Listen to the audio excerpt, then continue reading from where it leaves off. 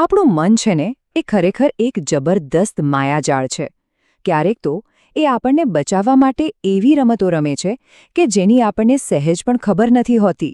આજે આપણે આ જ બચાવ પ્રયુક્તિઓ વિશે વાત કરવાના છીએ. આ એવી મનોવૈજ્ઞાનિક રીતો છે જેનો આપણે અજાણતામાં જ ઉપયોગ કરીએ છીએ. શા માટે? પોતાની જાતને ચિંતા અને નિષ્ફળતાના ડરથી બચાવવા માટે. તો ચાલો આ રસપ્રદ દુનિયામાં થોડા ઊંડા ઉતરીએ.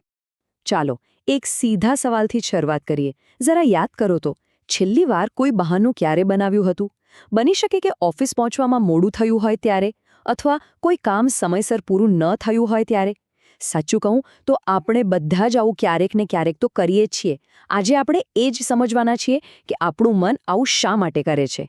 તો આજે આપણે શું શું જોવાના છીએ? સૌથી પહેલાં તો આપણે બહાના કેમ બનાવીએ છીએ એ સમજીશું.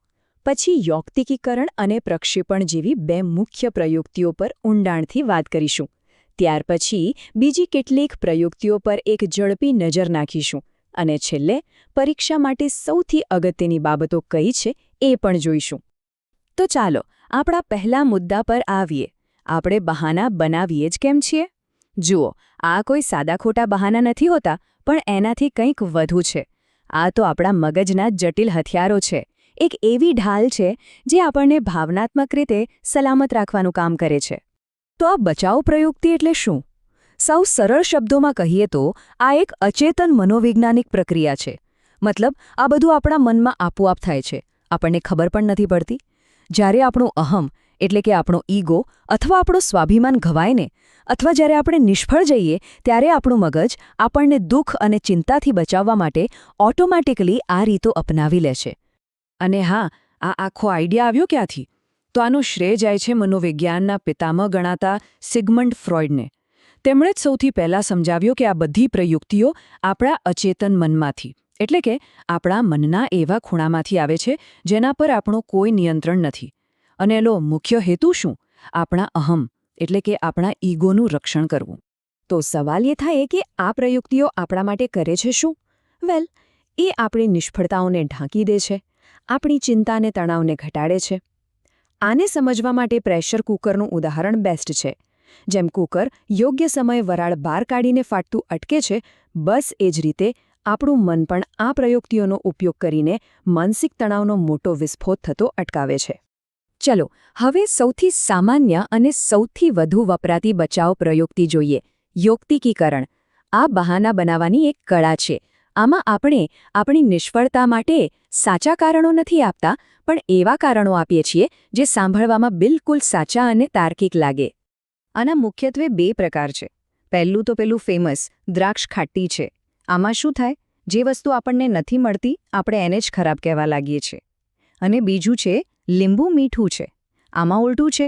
આપણી પાસે જે પણ પરિસ્થિતિ હોય, ભલે આપણને એ ન ગમતી હોય, તો પણ આપણે એને જ દુનિયાની શ્રેષ્ઠ પરિસ્થિતિ સાબિત કરવાનો પ્રયત્ન કરીએ છીએ. ચાલો જે સમજ્યા એને જરા ટેસ્ટ કરીએ. એક ઉમેદવાર નોકરીના ઇન્ટરવ્યૂમાં ફેલ થાય છે અને પછી કહે છે, ભલે થયું, એ નોકરીમાં પગાર તો સાવ ઓછો હતો. તો જરા વિચારો, અહીં એ કઈ બચાવ પ્રયુક્તિનો ઉપયોગ કરી રહ્યો છે? અને જો યુક્તિકીકરણ વિચાર્યું હોય તો જવાબ એકદમ સાચો છે. અહીં જે નોકરી મળી નહીં એનું મૂલ્ય ઘટાડીને ઉમેદવાર પોતાના અહમને બચાવી રહ્યો છે. આ દ્રાક્ષ ખાટી છેનું પરફેક્ટ ઉદાહરણ છે. સારું, યૌક્તિકીકરણ તો સમજ્યા. હવે બીજી એક બહુ જ રસપ્રદ પ્રયુક્તિ તરફ આગળ વધીએ, પ્રક્ષેપણ. આમાં વ્યક્તિ પોતાની ભૂલો કે ખરાબ લાગણીઓનો દોષ બીજાના માથે નાખી દે છે. આને સમજવા માટે આપણે એક જૂની અને જાણીતી કહેવત જ કાફી છે, નાચ ન જાણે આંગણ વાંકું. આમાં વ્યક્તિ પોતાની ભૂલ સ્વીકારવાને બદલે બહારની પરિસ્થિતિઓનો વાંક કાઢે છે. બસ આ જ છે પ્રક્ષેપણ. એટલે કે પ્રક્ષેપણમાં થાય છે શું? આપણે આપણા પોતાના દોષો, આપણી પોતાની ખામીઓ એને સ્વીકારી નથી શકતા. એટલે આપણું મગજ શું કરે? એક પ્રોજેક્ટરની જેમ એ જ બધી વસ્તુઓ બીજા પર ફેંકે છે. પોતાના દોષોને બીજામાં જોવાની આ પ્રક્રિયાને જ પ્રક્ષેપણ કહેવાય છે. ચાલો ફરીથી એક સવાલ જોઈએ. ધારો કે એક વિદ્યાર્થી પરીક્ષામાં નાપાસ થાય છે અને એ કહે છે કે પેપર તપાસનારનો મૂડ બરાબર નહોતો એટલે માર્ક્સ કાપી નાખ્યા. તો વિચારો, આ પરિસ્થિતિમાં વિદ્યાર્થી કઈ પ્રયુક્તિનો ઉપયોગ કરી રહ્યો છે? બિલકુલ સાચું, આ પ્રક્ષેપણ છે. અહીં વિદ્યાર્થી પોતાની નિષ્ફળતાની જવાબદારી લેવાને બદલે એનો બધો દોષ પેપર તપાસનારના માથે ઢોળી રહ્યો છે. ચાલો હવે એકદમ ફટાફટ એક લાઇટનિંગ રાઉન્ડમાં બીજી કેટલીક અગત્યની બચાવ પ્રયુક્તિઓ પર એક નજર નાખી લઈએ. પહેલું છે વિસ્થાપન, એટલે કે ગુસ્સો ક્યાંકનો અને ઉતારો ક્યાંક બીજે. જેમ કે બોસનો ગુસ્સો ઘરે આવીને પરિવારને સભ્યો પર ઉતારવો. પછી આવે છે ઉર્ધ્વીકરણ, જેને સૌથી બેસ્ટ બચાવ પ્રયુક્તિ માનવામાં આવે છે. આમાં વ્યક્તિ પોતાની નકારાત્મક ઊર્જાને કોઈ સર્જનાત્મક કે સારા કામમાં વાપરે છે. અને ત્રીજું છે ક્ષતિપૂર્તિ.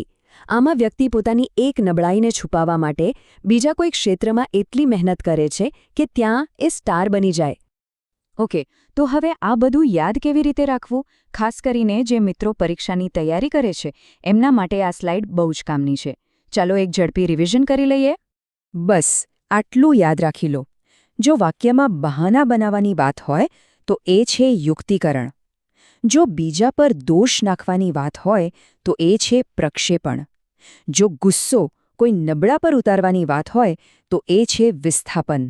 અને જો નકારાત્મકતાને સર્જનાત્મકતામાં બદલવાની વાત હોય તો એ છે ઉર્ધ્વીકરણ. પરીક્ષા માટે આ 4 કીવર્ડ્સ જ કાફી છે.